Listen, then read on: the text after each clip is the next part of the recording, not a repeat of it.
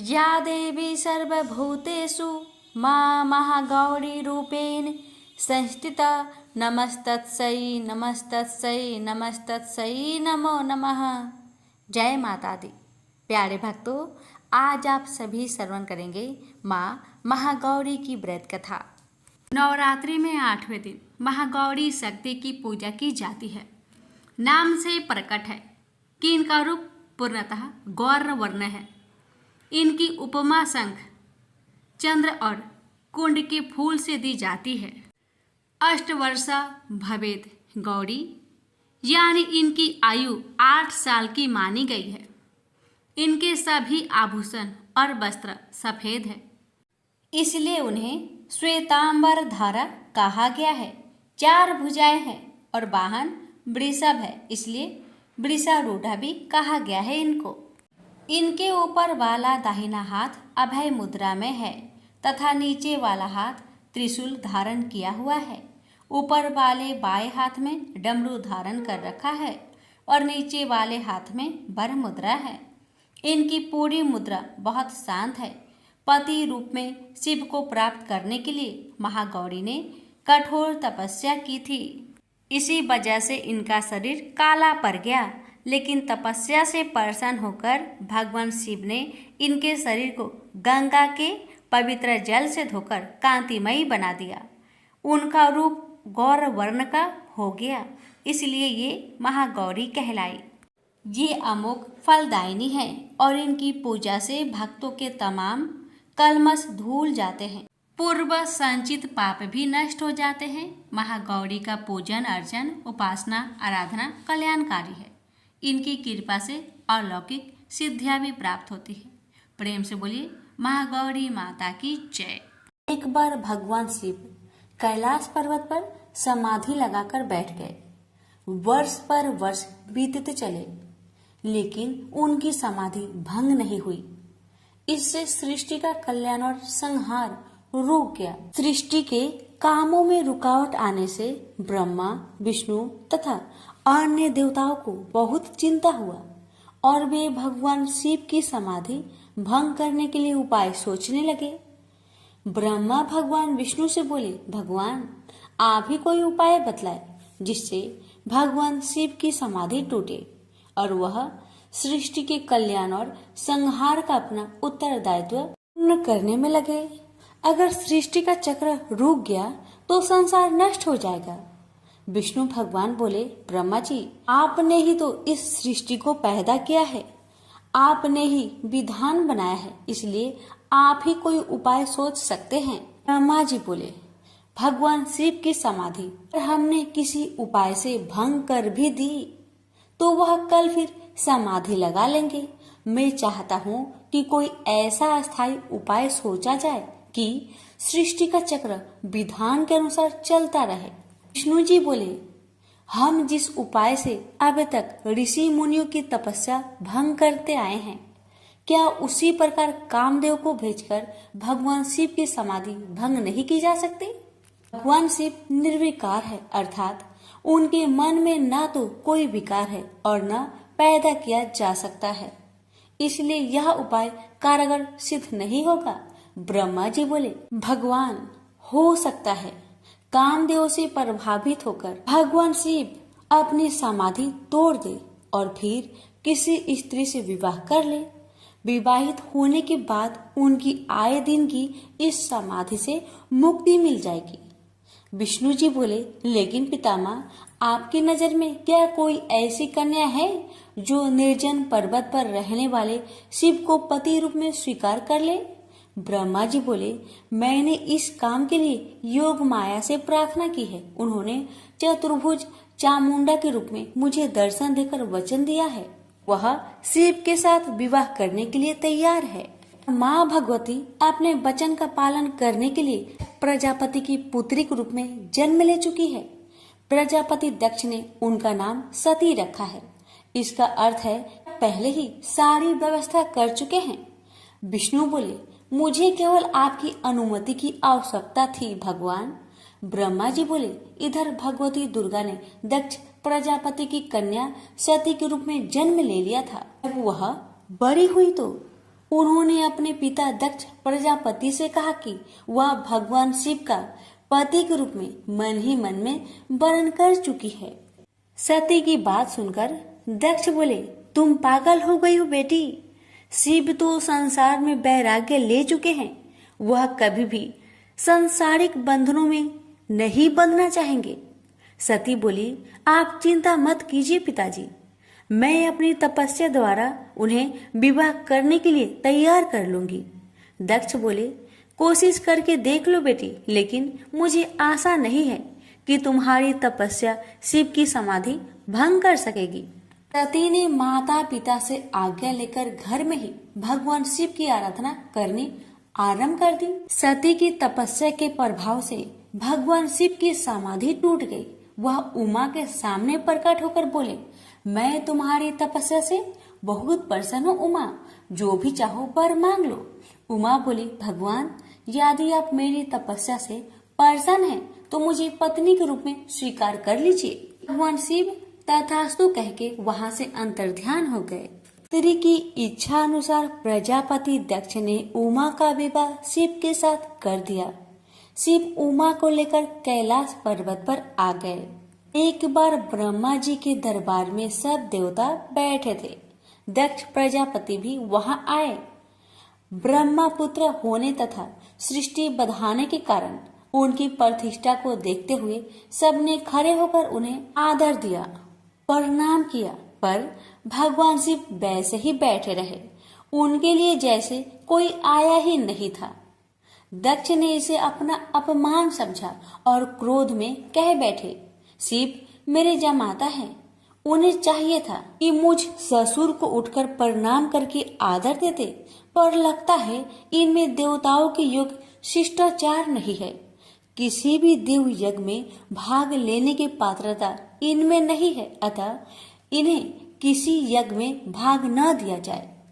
दक्ष क्रोध में बोलते रहे, शिव के लिए जैसे कुछ हुआ ही नहीं हो। वे उसी तरह मुस्कुराए चुप रहे। ब्रह्मा जी की सभा से लौटने के बाद दक्ष ने अपने श्राप को प्रतिष्ठा के लिए स्वयं एक यज्ञ किया तथा निश्चय किया कि इसी यज्ञ में शिव को यह भाग न देने की प्रारंभ किया जाए। उन्हें उस विशाल यज्ञ में भाग लेने के लिए समस्त देवताओं को आमंत्रण भेजा।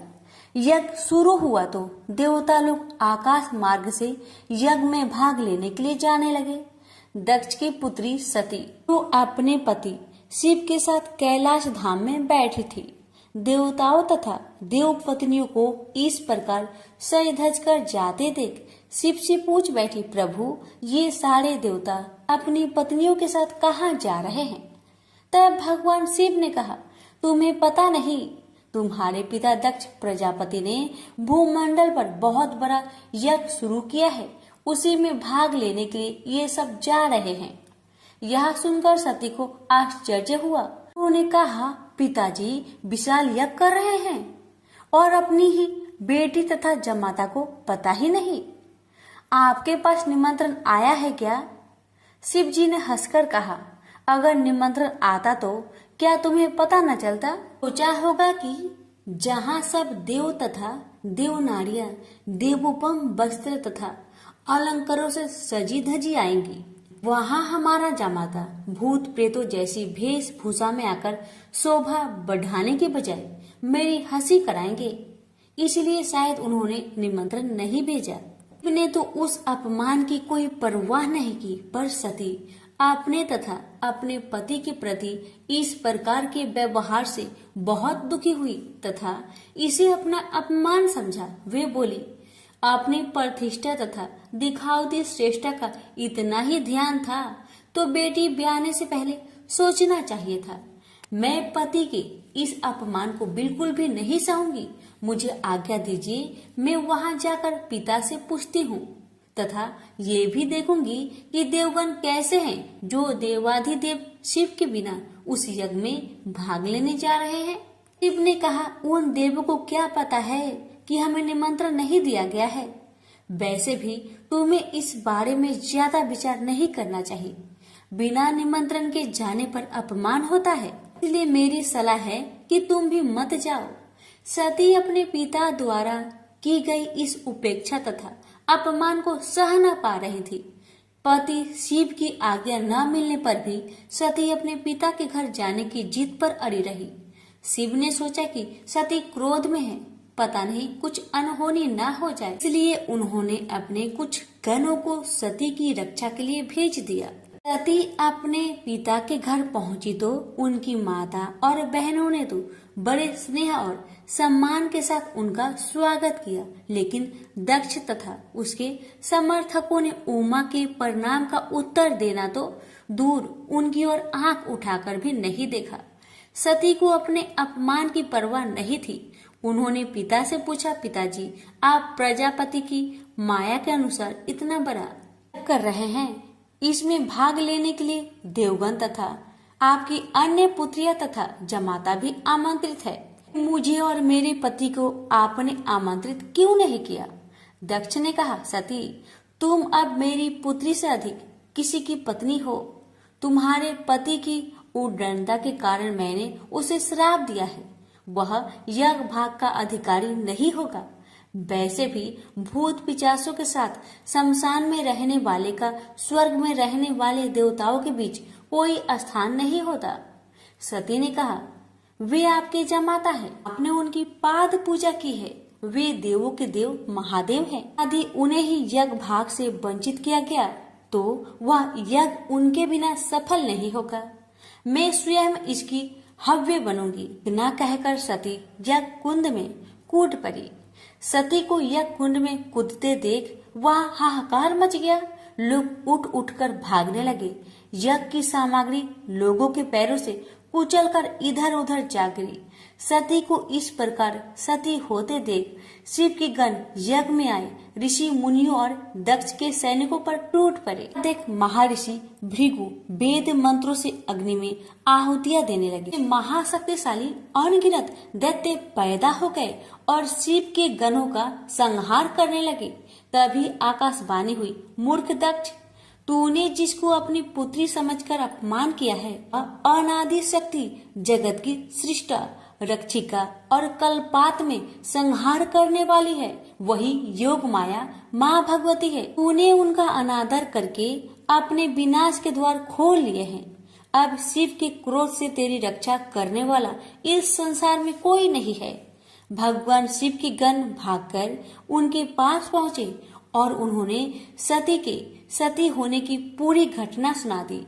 उमा के सती होने की घटना सुनकर भगवान शिव के क्रोध की सीमा ना रही। उन्होंने अपनी एक जटा उखाड़कर पर्वत पर दे मारी, जिससे महाप्रलय के समान भयंकर शब्द के साथ ही महापराक्रमी वीरभद्र पैदा हो गया। वीरभद्र के उत्पन्न होते ही 10 दिशाएं कांप उठी। फिर शिव जी ने दूसरी जटा उखाड़कर एक चट्टान पर दे मारी, जिससे महाकाली उत्पन्न हो गई। उनका रूप इतना विकराल था कि उन्हें देखकर शिव के गणों में भी भय की लहर सी दौड़ गई। महाकाली के साथ ही काली, कात्यायनी, ईशानी, चामुंडा, मुंड, मर्दनी, भद्रकाली, भद्रा, वली और वैष्णवी भी पैदा हो गई। फिर भद्र ने कहा, भगवान आज्ञा दीजिए, मैं क्या करूं? यदि आपकी आज्ञा हो तो मैं क्षण भर में ही सारे समुद्र को सोख कर मुझे ब्रह्मांड को भस्म कर डालूं और सारे देवताओं और ऋषि मुनियों को भी भस्म कर दूं। शिव जी बोले, वीरभद्र, ब्रह्मा का पुत्र दक्ष यज्ञ कर रहा है, अत्यंत अभिमानी और मेरा विरोधी है। जाओ उसके यज्ञ का विध्वंस कर दो और वहाँ जो भी देवता, गंधर्व, ऋषि मुनि हो उन सबको भस्म कर डालो। फिर शिव ने महाकाली से कहा, महाकाली, तुम इन 9 दुर्गाओं को साथ लेकर वीरभद्र की सहायता करो। दक्ष उसकी पत्नी और बंधु बांधवों को मारकर उसके वंश को समाप्त कर दो। भगवान शिव की आज्ञा पाते ही वीरभद्र और भद्रकाली ने यज्ञ भूमि में पहुंचते ही जैसे प्रलय मचा दी। दक्ष की सेनाओं को समाप्त करके वे दोनों शिव जी के गणों के साथ जो भी सामने आया उसी को मौत के घाट उतारते चले गए। उन्होंने यज्ञ की वेदी तोड़ डाली, यज्ञ में काम आने वाली सारी वस्तुओं उठाकर नष्ट कर दिया। घबराकर दक्ष भगवान विष्णु से बोले, भगवान अब आप ही हमें सब संकटों से मुक्ति दिला सकते हैं। विष्णु बोले, दक्ष तुमने शिव जी का अपमान करके भयंकर अपराध किया है। उनके गणों का सेनापति वीरभद्र इतना शक्तिशाली है कि मैं भी उनका कुछ नहीं बिगाड़ सकता। वीरभद्र ने ऋषि मुनियों और देवताओं को पृथ्वी पर पटक पटक कर मार डाला। भृगु ऋषि की छाती पर पांव रखकर उनकी दाढ़ी उखाड़ ली। शिव जी को देखकर हंसने वाले ऋषि पूषा के दांत तोड़ डाले और फिर वेदी के भीतर छिपे दक्ष को बाहर खींचकर उसका सिर हाथों से मोड़कर धधकते हुए अग्नि कुंड में फेंक दिया। इस प्रकार अपने स्वामी का अपमान करने वाले दक्ष को पूर्ण रूप से दंडित करके वीरभद्र कैलाश पर्वत पर लौट गए। से बोलिए उमापति शंकर भगवान की जय। एक समय की बात है, काशी निवासी धनंजय की पत्नी का नाम सुलक्षणा था। उसे अन्य सब सुख प्राप्त थे, केवल निर्धनता ही उसके दुख का एकमात्र कारण थी। यह दुख उसे हर समय सताता रहता था। एक दिन सुलक्षणा पति से बोली, स्वामी आप कुछ उद्यम करो तो काम चले। इस प्रकार कब तक काम चलेगा? सुलक्षणा की बात धनंजय के मन में बैठ गई और वह उसी दिन विश्वनाथ शंकर जी को प्रसन्न करने के लिए बैठ गया और कहने लगा, हे देवाधिदेव विश्वेश्वर, मुझे पूजा पाठ कुछ नहीं आता है, केवल आपके भरोसे बैठा हूँ। इतनी विनती करके वह 2-3 दिन भूखा प्यासा बैठा रहा। यह देखकर भगवान शंकर ने उसके कान में अन्नपूर्णा अन्नपूर्णा अन्नपूर्णा इस प्रकार 3 बार कहा। यह कौन क्या कह गया?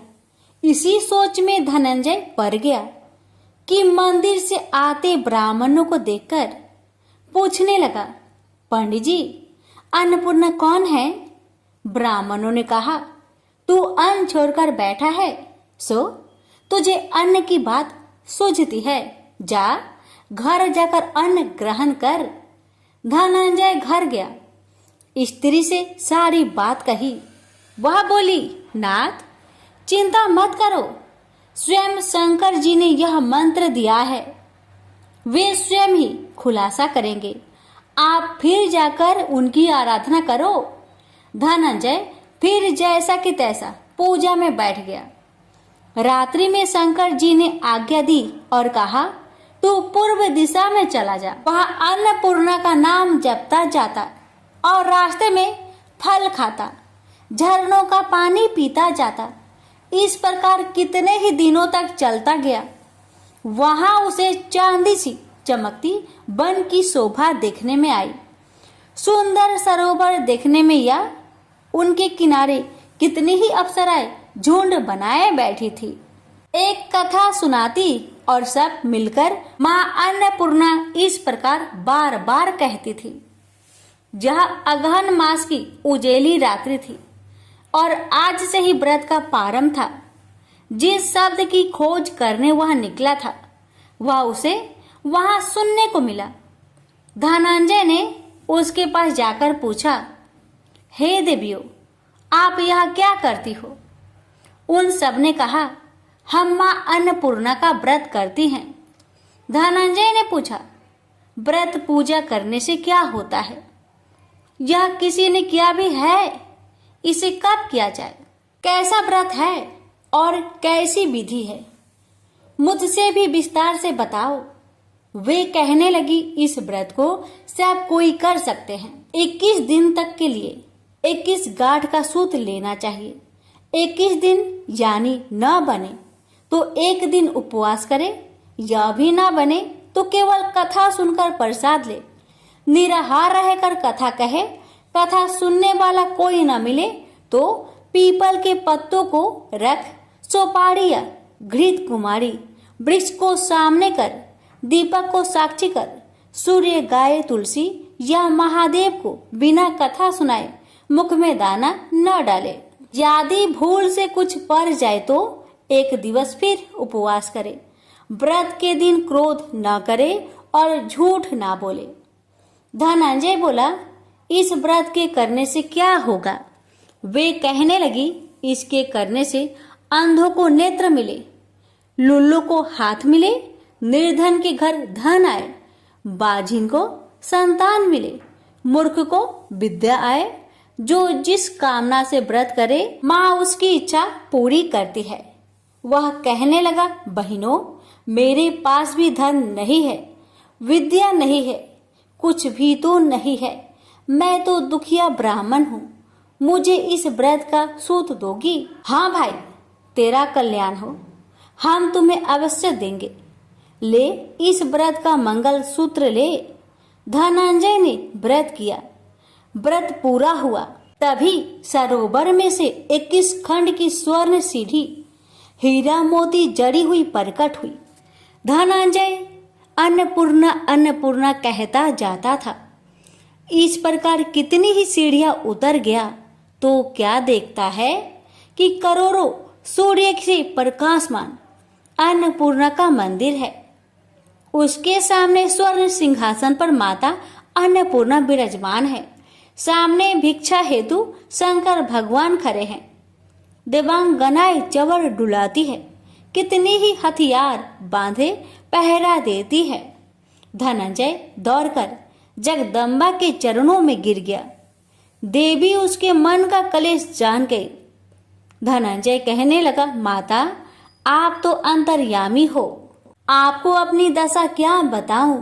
माता बोली, मेरा व्रत किया है, जा, संसार तेरा सत्कार करेगा। माता ने धनंजय की जिह्वा पर बीज मंत्र लिख दिया।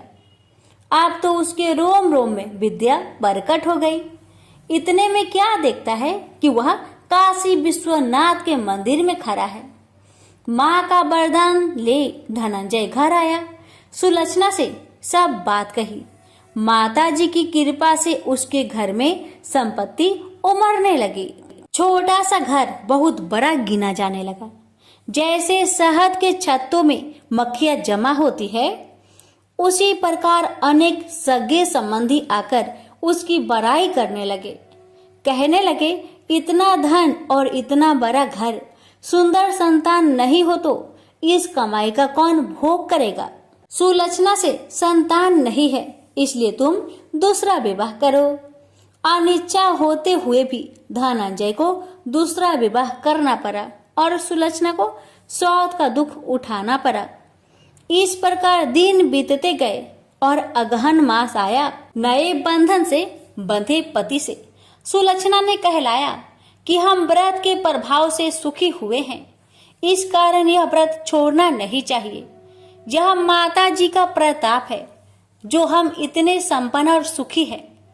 सुलक्षणा की बात सुन धनंजय उसके यहाँ आया और व्रत में बैठ गया। नई बहू को इस व्रत की खबर नहीं थी। वह धनंजय की आने की राह देख रही थी। दिन बीतते गए और व्रत पूर्ण होने में 3 दिवस बाकी थे कि नई बहू को खबर पड़ी। उसके मन में ईर्ष्या की ज्वाला दहकने लगी थी। सुलक्षणा के घर आ पहुंची और उसने वहां भगदड़ मचा दी।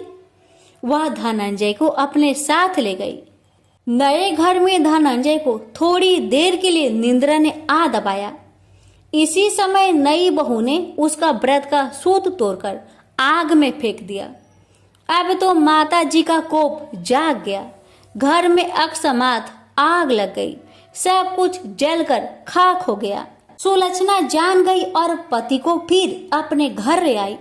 नई बहू रूठकर माता पिता के घर जा बैठी। पति को परमेश्वर मानने वाली सुलक्षणा बोली, नाथ, घबराना नहीं, माता जी की कृपा अलौकिक है। पुत्र कुपुत्र हो जाता है, पर माता कुमाता नहीं होती। अब आप श्रद्धा और भक्ति से आराधना शुरू करो, वे जरूर हमारा कल्याण करेगी। धनंजय फिर माता के पीछे पड़ गया। फिर वही सरोवर सीढ़ी प्रकट हुई। उसमें माँ अन्नपूर्णा कहकर वह उतर गया। वहां जा माता जी के चरणों में रुदन करने लगा। माता प्रसन्न होकर बोली, यह मेरी स्वर्ण की मूर्ति ले, उसकी पूजा करना, तू फिर सुखी हो जाएगा। जा, तुझे मेरा आशीर्वाद है। तेरी स्त्री सुलक्षणा ने श्रद्धा से मेरा व्रत किया है, उसे मैंने पुत्र दिया है।